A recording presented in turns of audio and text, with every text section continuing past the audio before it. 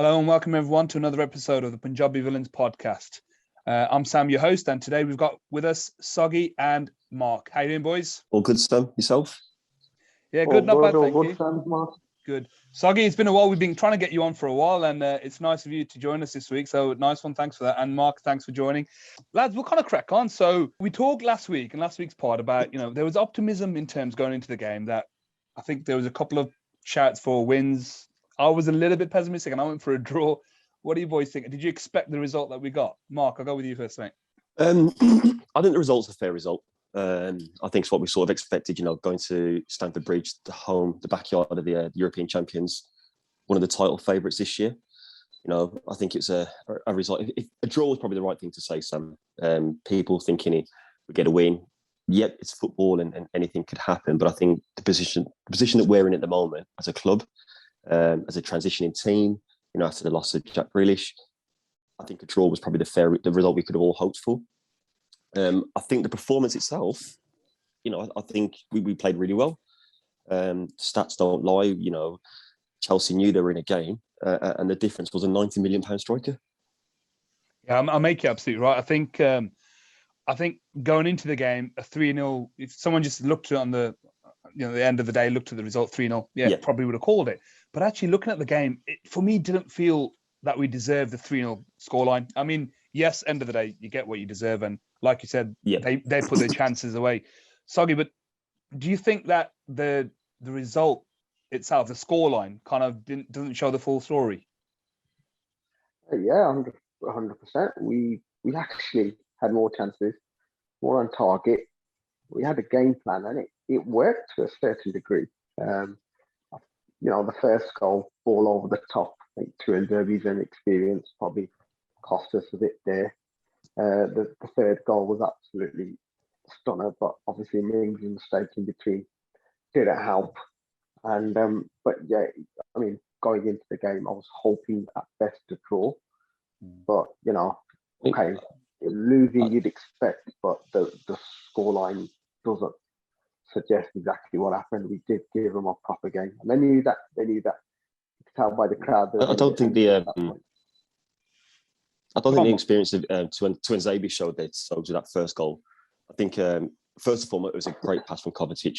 If Fernandes had played that for Man United, the Sky Sports pundits would be raving about it.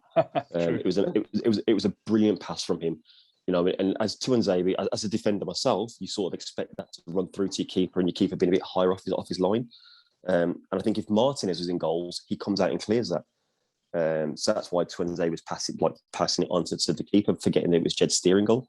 And then obviously coming back inside, as Lukaku, we all know, is left-footed. Tuanzebe's anticipated the shot, gone to ground, rightly or wrongly, and he's checked him back inside. But, I don't think it was lack of experience. I think the actual pass from Kovacic made Tuanzebe's mind up to what he had to do when he actually got into the box with Lukaku. But other than that, I think he had a good game. Fair point.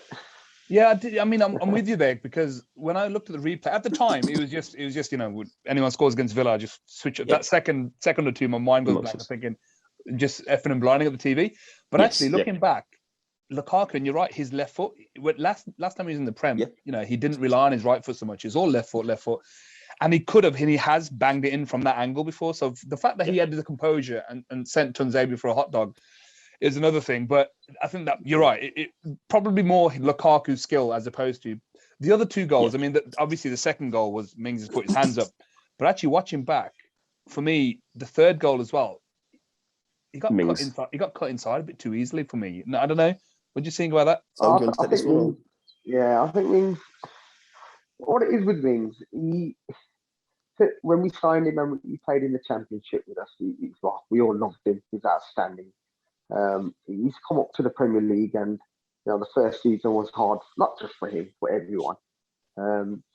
But I just Mings, sometimes he does really well. Wow, he's a good defender, but he is making a lot of little errors which are leading, and he gets away with a lot as well. I think that's what people don't realise. He's very, very casual, especially on the ball, but just with his clearances and everything, he seems very casual. And he's captain now. He needs to cut that out of his game, because he's the one that the younger players are going to look up to. And if he's going to keep making errors. Okay, he does wonders. He blocks a lot of shots, but he's a defender. That's his job.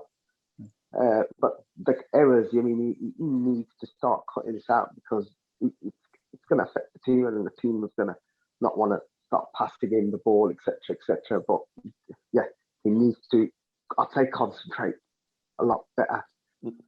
Two things there. So first and foremost, Mings' errors. Yep, I agree. He makes these errors.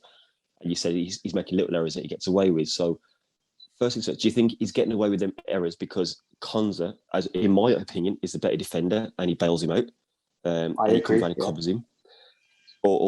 Secondly, do you think the captaincy is too much for him? So he's got too much responsibility on his shoulders and he's thinking about the whole team instead of just concentrating on his game? Because I feel that, especially the second goal is a misfortune. It passed back and he didn't put enough on it. But the third goal as well, he was at fault. We played 5 across the back on Saturday. And Mings, as your left-sided centre-half, he's come all the way out to the touchline, knowing that he was the last man. I don't know who was the winger at the time, but their Chelsea winger expected Mings to take man, ball, everything into touch. And Mings sort of stopped. Now, as a big bruising centre-half that he likes to impose himself as, in that kind of minute, you take everything into the stands. But he didn't. He stopped. And is that him thinking about the game, thinking too much about, if I dive in here, I've left the team exposed at the back, and as captain, I can't do that? You make an interesting point about the captaincy and whether it wears on his shoulders. I mean, I've always seen him as a type of leader anyway. Whenever he's on the pitch, Jack's never been the shouter.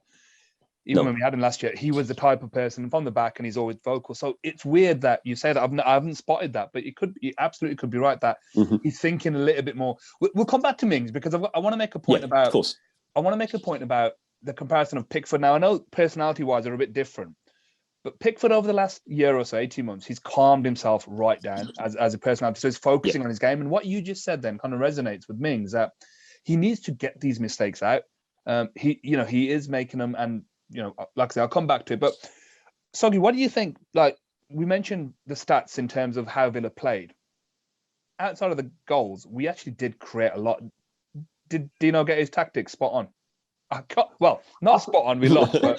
I wouldn't say spot on, but he set his stall out well, and it worked. Now, Ollie Watkins, a sharp Ollie Watkins, he's been injured. But if this game was maybe 2 or 3 more games in, he's going to be putting at least one of them away. I just think his match sharpness, just all-round striker, his sharpness wasn't there. But apart from him, I mean, I know our set pieces would seem to be working well. Maybe the set piece coach is making a difference. We caused them problems. I mean, to the point the old manager said they caused us a lot of problems. But, let's be honest, Mendy made 6 or 7 key saves, is that what they say? Yeah. And, leads you to believe that, he got his tactics good, and on another day, we could have scored 2 or 3, and it could have been a lot different. But it just, like Mark said, difference was, I think, a £90 million striker. He made the difference. And that's true. You mentioned Mendy, and sometimes the scuffed shots go in because the keeper's not expecting them to be scuffed and hit well. But all of our scuffed shots, because I didn't think Mendy was overly stretched. He made good saves, but he made saves that he was supposed to make. He's a good goalkeeper. But Sogi made a point about Watkins being Mark made a point about Watkins being a bit rusty, maybe. And what do you think of Ings' performance? It's a hard one, really. So I think Ings has done well the first two games for us, 3 games for us, and I think he just looked a bit off the pace. Whether it was trying to get used to playing as a 2 again with Watkins, because he hasn't really done that for Southampton. He's been the main man, and Ings and Watkins are very similar in terms of their positional sense.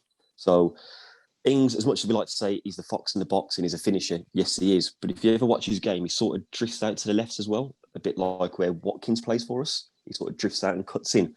So maybe he was trying to change and alter his game to allow Mings to be in and be comfortable, i.e. like what Sogi said, with him being ring rusty, to get him back into the routine of playing. I don't think we can judge Mings on this one performance. It wasn't his greatest, but as footballers, we have ups and downs. I think we just have to take it on the chin and think, well, it's Chelsea in their backyard, as Sogi said, £90 million striker, 3-0. If Watkins had put one of them chances away, it might have been a different kettle of fish altogether. We might have gone on and got the 3 points and a bit of perspective, isn't it? Yeah, a bit of perspective, I guess. Yeah, in that's all it takes. Yeah, that's all it takes. But in terms of Ings' performance, I don't think we can look into it too much. I think he's going to score us goals, and I think he's going to have more good games than he will games where we don't notice him. Yeah, and it's interesting that we played that system to accommodate the two, I guess. And actually, although the result didn't go our way, it maybe showed that we've got a lot to give in that kind of formation. Mm-hmm. Sogi, what do you reckon? Did the two up front work? Do you reckon they were occupying each other's space too much? Well, Ings had a quiet game, didn't he? I mean, like Mark said, who plays 4-4-2 nowadays? And it's probably interesting to see when the last time Watkins played in the front two and Ings. But did we play this formation because we're playing Chelsea and you're going to play this formation when we played the so-called bigger and better teams? Now, when we're playing teams who we expect to be possibly beating or competing against, would he stick to this? Would it be deemed as defensive and letting them come on to you and hit them? Or do we play? I don't think he will, Sog. Yeah, I don't think so. I don't think 5-3-2 is a pressing formation. I think it's more of a defensive, come on to us and let's attack you. And I think with the players we've got in there now as well, against the bigger size United, your Cities, we could see this 5-3-2 quite a lot with Ings and Watkins playing forward, Ramsay, McGinn and Louise in the middle. But I think with the players coming off the bench as well, if it's not going our way, as it proved on Saturday, you bring Traore and Bailey on, we suddenly looked a more attacking threat, even though we were attacking throughout the whole of the game. Yeah. And I think against, like Sog said, the teams that we're going to expect to compete against and the teams we're going to expect sometimes to beat, we will see a 4-3-3 again, or whatever it may be. It wants to play with Ings and Watkins as a forward, and then Bailey and Traore either side potentially. Yeah, and I think the interesting to see what it does against Everton. Yeah, that's a very good point. But it's so nice to see some quality coming off the bench, and it's not knocking some of the players we've had before, but the bench, the fact Traore does stuff. I know he sometimes goes missing, but to come on, what he's got, he brings on, and Bailey looks confident as hell. He looks like a proper confident fella. He does. I mean, the thing is, what people are slating Smith now. Potential rumours going around saying Smith's got a few games to save his job, etc., etc. I think you have to take it with a pinch of salt and look at it in perspective. We've suddenly got a squad now. And when we stayed up, and even last year we had a good starting 11, but after that we're a bit thin on the ground. Now we've got players that can come off the bench and change a game, change a formation. So, Smith's not done anything wrong in the years he's been here. Every year we've improved and we've gone better and better. And now he's finally got a squad which he can put out and change the formation, change the team to whoever we're playing, change tactics. So I think we've got to give him a bit more time. This talk of him potentially being out after the international break, if things don't start changing in terms of result, I think it's a little bit premature. Yeah, Soga, what's your take on that? Because I'll give my opinion afterwards. What's your take on the rumours of Smith? And I think it's a bit harsh. Saturday, he's going to have finally a full-strength squad to choose from. I mean, he's had players, the Argentina fiasco, he's had players injured. I think on the weekend, he'll have his squad available. I don't think there's anyone out injured, apart from a few players who probably still probably lacking a bit of fitness, but he's got his full-strength squad. So I think my worry is if we don't perform well against Everton and ultimately lose, people are going to start getting on his back saying, well, he's had his full-strength squad, because after that, it don't get any easier. I think we got Chelsea in the Cup, we got United away, and people are going to start getting on his back, but he does deserve a bit of time. And now he's got his full-strength squad back. Let's see what he can do. Yeah, I kind of agree in terms of we've been progressing every year. Until that stops, we shouldn't even have that in the equation. And my big element with this has always been whenever we've swapped and changed, we've had to swap and change our thought process in terms of the squad and players. And then all we do is get rid of players on the cheap because we just have a change of formation or manager falls out. At least now we've got some continuity in the whole squad, the team. The only thing I guess that gets me is that is Smith a bit of a soft touch? Because we saw it with Jack in terms of, letting him get away with stuff off the field. And is that a thing with Mings, that will he potentially say something to Mings if he needs to? I don't know. I'm not in the dressing room, but if you look at the likes of like McGinn now, I know hopefully it's got nothing to do with the fact that Grealish is gone, but he looks proper lean and he's on it now. So if the players are playing to their best ability and Mings cuts out these, I know we'll come back, I said we'll come back to it. And one of the things that's been going around Twitter recently is someone's got the stats out with Mings and saying that since our promotion, he's made the most errors in games. So that is concerning. Very concerning. Bearing in mind he's what a 20-odd, 30, nearly £30 million player. I don't know, in today's market, £30 million a drop in the ocean, really, isn't it? But when you're relying on him to be your main centre half, as Jatinda said, Sogi said, one of the senior players that the youngsters look up to, club captain. In my eyes, he's not good. I like Mings as a player. I really do, but I don't understand that this godlike status he gets from some Villa fans, because he does make a lot of mistakes. And come back to my point earlier, does he get away with his mistakes 9 times out of 10? Because Konza is the better centre half next to him, who bails him out. And he's quick, isn't he? Konza's quick. Exactly, yeah. That's just my opinion. And that's how I see the game. Last season we had Martinez, who had the blinder, made some outstanding saves. So sometimes, if he's made a mistake or two out of position and it's allowed them to get a shot away, you produce a worldy save.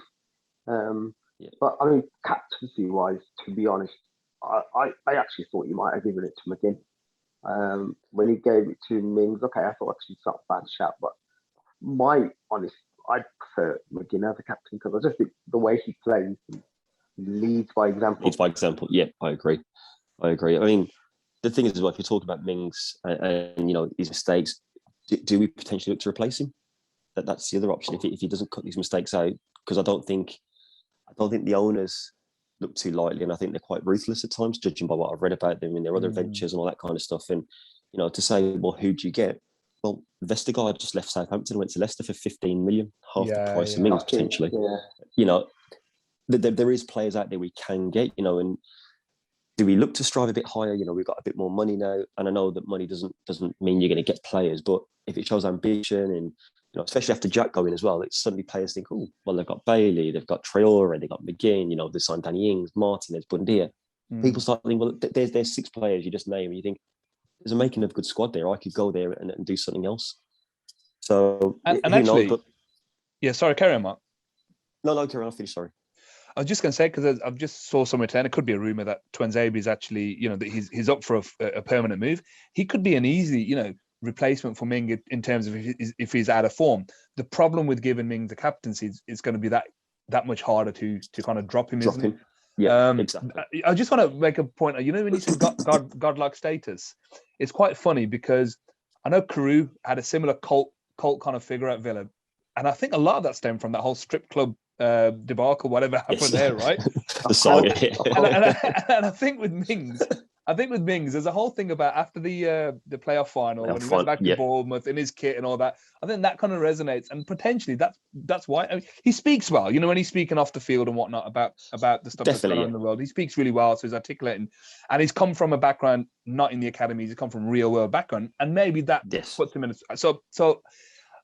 Yeah, I can see what you're saying. Some people maybe put him a bit too high on a pedestal, but yeah, he needs to cut out the crap, really. He needs to get it act together. But the big thing is he needs to recognize it massively. That's the thing. I think as soon as he cuts out these mistakes, these silly, and it's not mistakes, it's lack of concentration. Yeah. Because he don't do that for England. He's got the ability. No, he doesn't. No, because he's fully concentrating, because he knows England's the pinnacle. That's where he wants to be. Yeah. It's his concentration with the Villa. It's got nothing to do with his ability. It's just his lack of switching off at key moments and not fully focusing. Man United, they've got Maguire. People have their opinions on him, but he doesn't switch off. And he played, they've signed Varane, one of the best. You look back over the years at the Villa, we've had the likes of Melberg, Larsson, Paul McGrath, Sean Teal, some fantastic players who concentrated the whole time. You never really seen them mess up like this, but Mings seems to be. At least once a game, he has something in him where you think, oh, he's going to mess that up. Yeah. And I think that's not what you need. It's not. And I think Jag at some point, one of the lads last week pointed out that Mings, he's always got a mistake in him, and unfortunately he made 2. Definitely, yeah. He made 2. Yeah.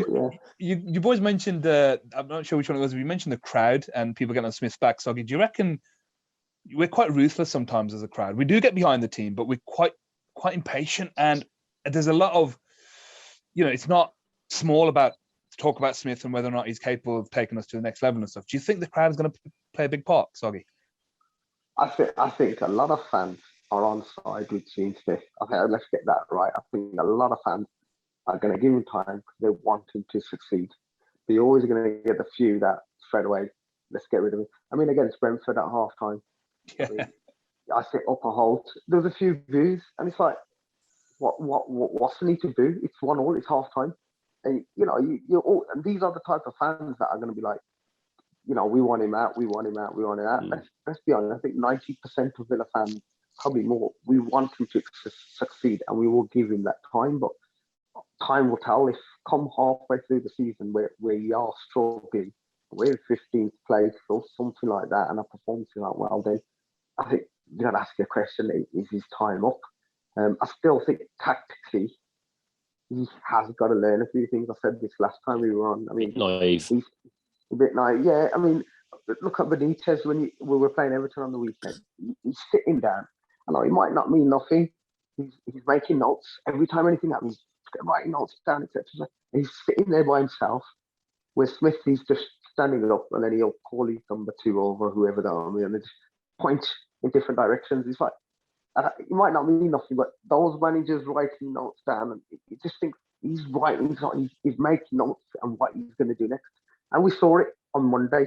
They were 1-0 down, 1-0, made the changes, and it worked. And I just think Smith lacks that. Is that down to lack of experience at the top league, though, as well?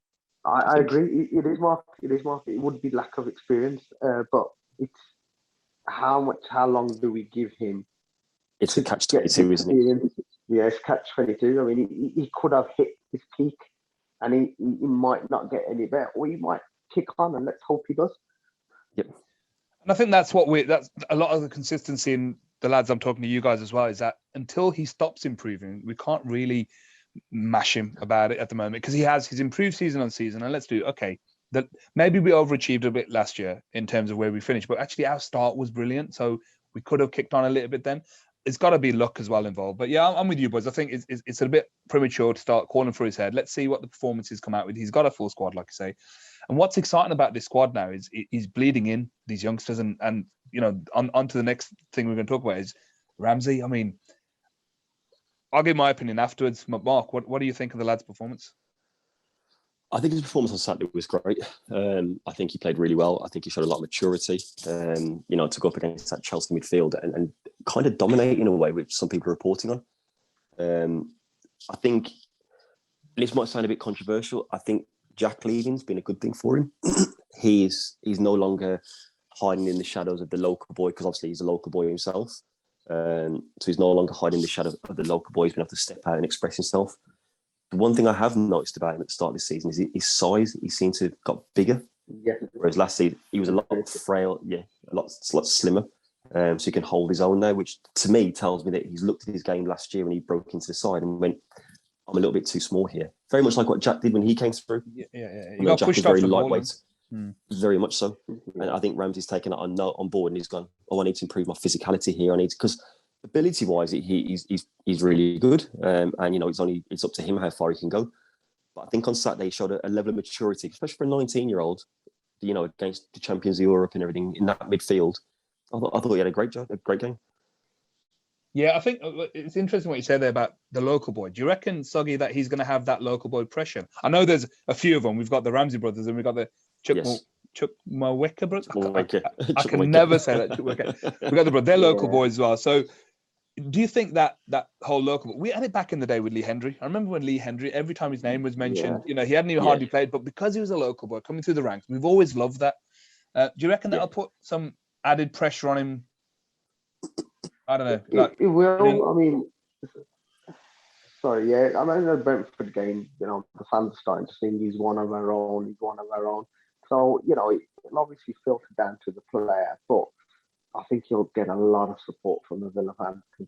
He, again, what I know Mark touched on a bit, I was thinking the same. He just seemed to be a bit of a unit all of a sudden. He seemed big, strong, and it's credit to him and the backroom staff, because they've obviously worked on it. And he just seems like a player, and I think he's fantastic. I just think he's got legs, energy. We missed him against Brentford when obviously he had COVID, and he come into the Chelsea game. And to be honest, it's going to be hard to keep him out of the team. I mean, I know at some point someone's got to go because Bundia's coming back. We want to try and play Bailey trial, but McGinn and Ramsey look good together. And it's only good. It's only good. Do you think that Ramsey's form now has allowed McGinn to go, what we said all last year, allows McGinn to go further forward? Because last year he sat very deep to accommodate the likes of Ross Barkley at times, Jack Grealish. He sat and defended because you couldn't really drop McGinn. Maybe trust him a lot more. You know, yeah. I know they work on it in training, but, you know, now you've probably seen him holding on. I think I can trust him, so I can, you know, bomb forward a bit more now. Yeah, totally agree. And to be honest, I mean, yes, he's young, he's 19, but 19's an age where if you're going to show you're a good player, you show it. And I think he's actually showing it that he is going to be a really good player. So. That's saying, isn't it? If you're good enough, you're old enough.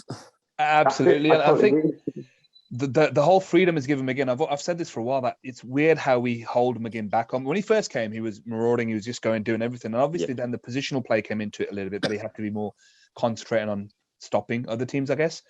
But when he plays for Scotland, he's got that free role, and he actually seems to thrive in that free role when he plays for Scotland. When I've seen him playing, he's always played really well. So it's interesting that we don't use him in the same vein at Villa. But that being said, you know, that's a couple of games he has been playing a little bit more advanced, a little bit more getting involved in the game, and he looked amazing. Yeah, I was about to say that. I think he looks a lot fitter, a lot leaner. He's trimmed down a bit, and he looks like the old McGinn that we first signed. So whatever they're doing, the backroom staff, like Sogi said, they're doing great. I know we don't love to keep Grealish, but it's not always get the ball, let's look for Grealish. He's the main man now as well. I mean, we do when we watch Villa play, when we look at the team, obviously Watkins in, but when we look at midfield, McGinn's our main man in that midfield. We want the ball to get to him. He's a brilliant tackler. I mean, I don't know how you've seen the tackles he makes, the way he just goes in and takes the ball off people. You know, the way he bends over and puts his ass into and takes the ball away from him. It's absolutely fantastic. There's no players that do that. You know, it's brilliant. Everyone seems to be scared to tackle. Yeah, it's true. And you know, he just gets straight in and takes the ball. Yeah, I love it when because he's generally a happy-go-lucky guy, isn't he? Whenever you look at any of the social media stuff, he's a mick taker. But when he gets mad and angry, I'm like, yes, get in there, Johnny. And try and sort some of that. He's good, and that's, I think you kind of mentioned it about how he looks leaner. He's said himself, hasn't he? He's cutting out some of the bad food. He's cutting out the drink a little bit to get leaner and fitter, because he clearly recognised it last year. He's a bit heavy, and watching some of the games, you're looking at him thinking, your ass is getting bigger, mate. Yeah, he did look at it, didn't he? Yeah. At times last season, he looked like he could play for 60 minutes and that was it. And I know he's unfortunate with injuries and all that kind of stuff, and he never fully recovered from that ankle injury, I don't think. Yeah. I think now he's had a complete, a bit of a disrupted pre-season, as all the players did, but I think he's given that extra time. He's lost out. And yet, going back to Sogi with his big behind, you know, he's an old school central midfielder. You know, stick your backside in, keep the player away from the ball, and then you can break off. And, you know, that's what we need. Sometimes you need that big, nasty, sometimes physical person in the midfield who puts his foot in and is not afraid to do so. A lot of the modern footballers now are scared of doing that, but he doesn't seem to be. No, and he's bringing out, he brings out the best. But like, what's interesting is he's on the set pieces. I don't know if you've spotted that recently. That when he first came, I think in his first game he got an assist, and I recall that. I don't know why, he just stuck on me. And now recently he's been on a lot of the set pieces, and he's got a decent left peg. I can't remember who was doing the majority of our set pieces last year. It was Target and Grealish, wasn't it? It was mainly Target, wasn't it? Yeah, I think so. Yeah, I think so. Yeah, I think this new set piece guy is obviously working on him, seeing he's got the better delivery and working with that. So far it seems to have worked. I mean, we caused Chelsea problems with them and alongside. So maybe he's just in training saying, hold on, he seems to have the better delivery out of the lot. Target can put in a good cross, as we know. Cash is a bit wayward with his, let's be honest. But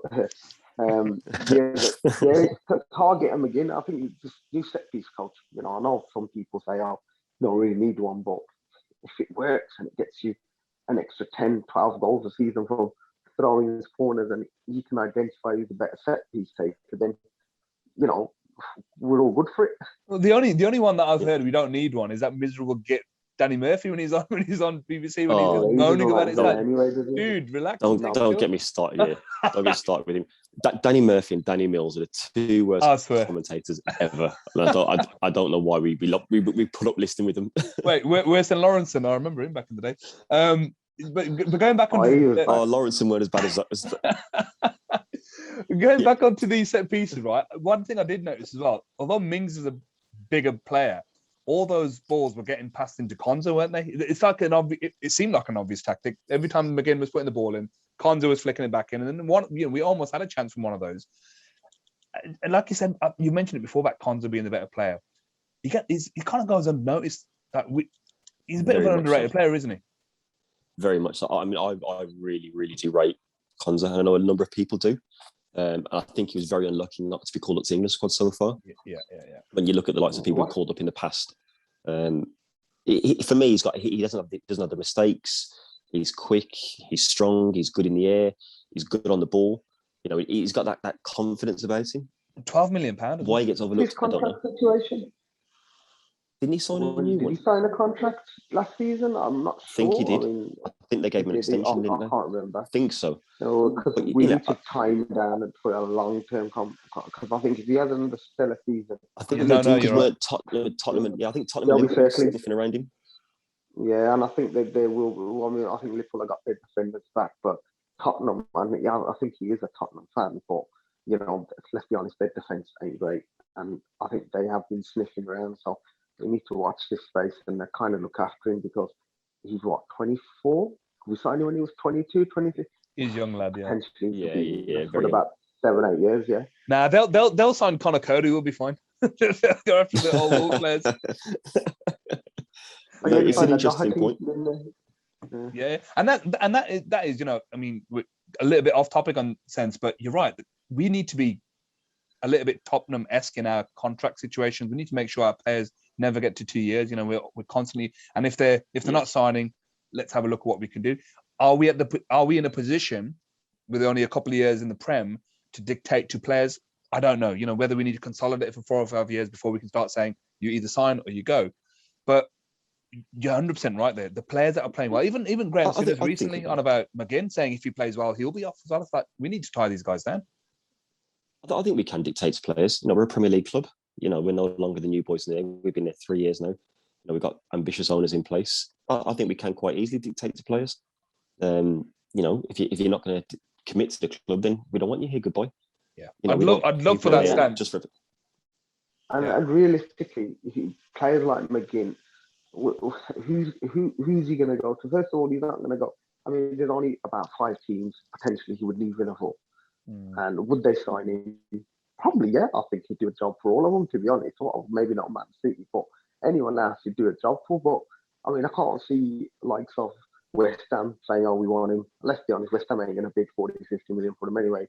And, you know, they've had one good season. Let's see what they do this season. But there's not many teams he would actually leave us for. Konza, possibly, to be honest. If he goes away years in another couple of years, it would be good enough to play for anyone. I mean, the thing is as well, it's like you said, you got to look at our owners. We can sit here and talk about it till the cows come home. We have no idea what the ambition of the owners is. We like to think we know what it is. We like to think that they want to push the team on and they're making all the right noises, but we don't know what they're telling the players in the background. And they could be saying, right, we're doing this, we're doing that, etc., etc. Yes, we've lost Jack. We've put that money back into the club. You know, we're looking at this player, that player. I'm confident with where we are and where we're going with the owners in charge. You know, we've had a 10 years of looking at the doldrums and nearly going out of business. Nearly couldn't turn the lights on a couple of years ago. You know, it was 24 hours later because of the doctor, yes, Dr. X. And, you know, I am really grateful for the owners we have in charge now. And I think we have to, as a fan base, we have to get behind them. Yeah, whatever decisions they decide to make, we have to stand by them because they haven't made any mistakes so far. I'm 100% mistakes. 100% with you. I'm just going to play devil's advocate. We're minus 20 in terms of spending this transfer window because we only spent 80 million. We brought in 100. Does that point towards a little bit of a cautious approach, or is that, like you said, investing back in? Not at all. I think, you know, if you look at it, every year they've been there, we spent 100 mil plus. You know, they gave us so much money when we came up. They gave us so much money last season. You know, and without the sale of Grealish, you know, we spent more as well. You know, you got to remember all these players were signed before Grealish got sold. And yes, there's an argument saying, well, they knew he was going to go because of this money. Grealish come out and said he wasn't sure whether he was going or staying, so they can't say that we spent the Grealish money because that money was spent before he left. Danny Mings, yes, it was done as soon as Grealish left, but was that signing to try and keep Grealish?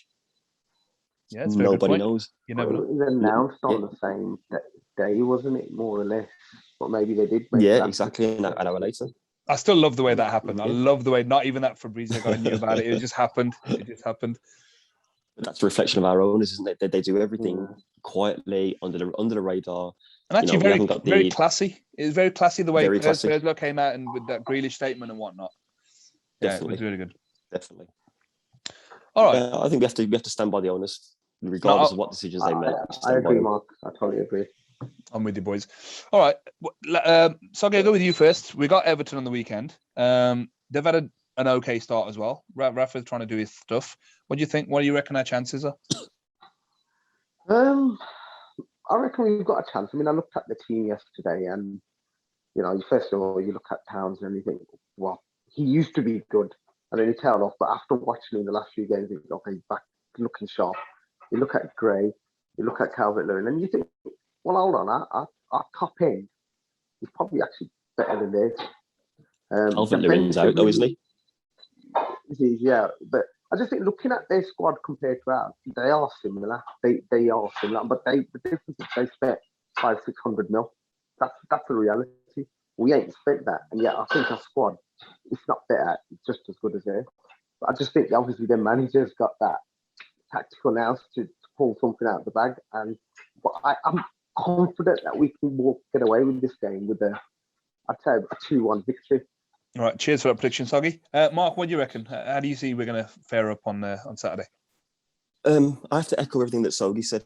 I think, you look at the two squads, they're very, very similar in terms of on paper, ability-wise. I think if Calvert-Lewin is out for this weekend after picking up a knock on yesterday's game, then that's a big loss for them. But my heart says, yep, we're going to win. And I think we're going to win quite comfortably, 3-4-0. But my head, very much like Sogi, I think it's going to be a very tight game, 2-1 either way. I just think it depends on who gets the tactics right on the night. I do feel that Villa Park crowd will have an influence on the game as well. It's nice having the fans back, and they seem to spur the players on a little bit, hopefully, and gets us that win that we need at the moment. Yeah, I think you make a point about the tactics and stuff. And Rafa's astute, isn't he? I know we've kind of hated him since the fat Spanish waiter jibes because of Gareth Barry back in the day, wasn't it? But he knows what he's doing, and that's where the tactical kind of thing will come up. But you're right. If Calvert-Lewin's out, have they really got a like for like replacement? Richarlison's brilliant, but does he do the same thing that Calvert-Lewin does? No. So I'm with you. It'd be really good to put down a statement performance on the weekend. But I'm also cautious in that sense where, I'm happy to just take a 2-0, 2-1 win, put my teeth back in, something like that where it gives us a win, a good performance like we've had against Chelsea in terms of the type of way, the way we played, not necessarily the result, but yeah, let's see. Yeah. They've had a decent season, but I'm with you, boys. I think the crowd behind us, because when Villa Park's rocking, and it's rocking at the moment, there's not a better place. I know there's other teams, I'm sure will say, other fans will say it, but Villa Park's special, man. And when it gets rocking, it's awesome. Yeah, it is. I have to agree with that. I think, and if the crowd's on side, then it's no better place for a player to be. It's like what Sogi alluded to in previous conversations, the booing and stuff. As soon as they start getting on the players' back, we've seen it before. Players have shrunk and they've wilted away from the challenge. So I think we have to, as a fan base now, we have to. It's an important part for us. Yes. Important transitional period for us, and we have to stay positive as fans. And you're right. When O'Neill came in, sorry, Sogi, you go. Yeah, it's a big game. I mean, I've been looking at the table. If we don't get a result, let's say the worst happens, we lose, and the teams below us start picking up points, automatically from where we are, I think 11th or 12th, we could be bottom 5, and then with United to come and. I can't remember else, but I know we got United next week. You could argue that if we lose these 2 games and results don't go our way, we could end up in the bottom 3. And I am a bit nervous about the weekend, but let's just hope we can get the result. And it should pick up everyone. Well, if they're not already in a good mood, but it should just give everyone that lift we need. So I think what we started with in the conversation about that putting stuff down in perspective, when O'Neill came in, it was just when Doug left and Lerner came in, there was a lot of optimism, and we didn't finish. I think we finished just about top half that season, but we weren't playing brilliant football. We had some real, we had Didier Gaff. We were buying some really odd players, so we weren't doing that well. This time round, we've come off the back of, the end of Lerner with the Doctor doing what he did. We've got some really good owners. Mark, going back to what you said, putting some confidence back in the owners and actually living that element in Villa Park to say, you know what, we're grateful for what we've got. Let's actually enjoy it. Yes, they're not going to perform week in, week out all the time, but that kind of message that will be behind you regardless, we need to get back to that. And we've been there, we've done it. We did do it under O'Neill, and there was optimism. So hopefully, I'm optimistic about it. Hopefully we get a lot of the people, like I said, the crowd behind us, and we get that 4-0 win, Mark. I think that's the key, isn't it? It's the fans. As we know, Villa Park can be a horrible place when the fans are against you. Just sitting in the crowd, you feel the pressure and all that kind of stuff. So I think we are going to be key. As fans this year, I think we're going to be key. I think the owners, the club, the management, the players are all going in the same direction. We as fans need to follow them and show our support 100% the whole time, especially at home anyway. We need to make it a fortress for the park. We do need to make a fortress. Right, lads, that's lovely. Really appreciate you boys joining me this week. And then, we'll hopefully have another one of these chats soon. Guys, we'll catch you later. Thank you. Thanks for having us, Sam. Thank you. Sam.